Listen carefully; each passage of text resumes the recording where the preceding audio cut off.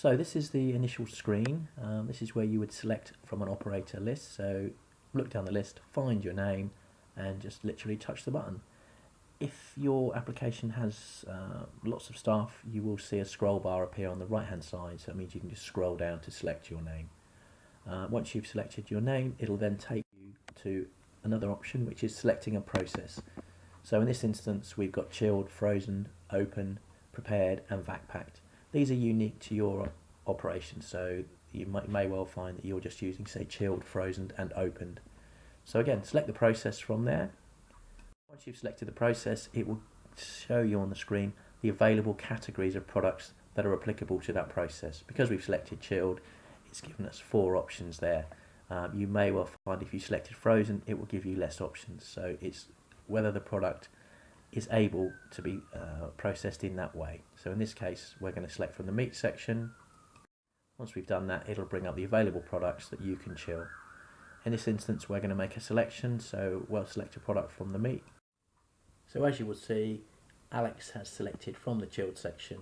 He's gone into meat and he's called up a T-bone steak. He's got a use by date of 2nd of the 4th 2017. All he will do here is enter the quantity on the keypad and hit print, and then it will fire out, as you will see in the following screen.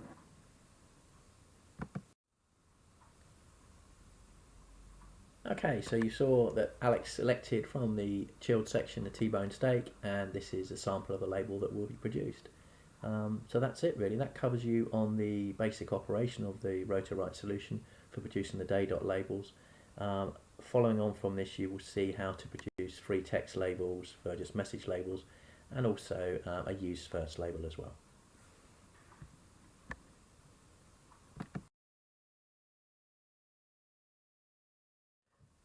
So if you wanted to produce a free text label, a message label from the system, we can also do that. So the first thing you would do is, again, from the front screen, is select your name from the operator list. Once you've selected the name, you'll see on the right hand side a little box there that's giving you the option free text labels. So if you hit that box, it will then bring up a list of the stored free text labels in your library, in effect. So these are labels that you've used before. If you're going to use them again, you can keep them. If it's just a one-off, you can actually delete the label from there. So it's quite straightforward, so you can either make a selection or you can add. So if you hit the add button there, it'll pop up with a keyboard for you to allow you to actually type in the message that you wish to produce for that label. So once you've typed the message in, if you hit the print, the little box at the bottom there that currently says number 1 in it, if you just touch on that, it'll bring up a keypad. So if you require more than one label, you could just select from the keypad 3 labels, for example, and press OK. We've also got an option, as you can see from that screen, to produce a label, a use first label. So again, just touch the quantity box there on the right hand side.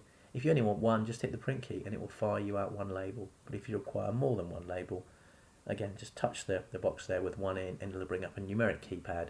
You make the selection from there. So again, so if you wanted 3 labels, just press 3 and hit OK.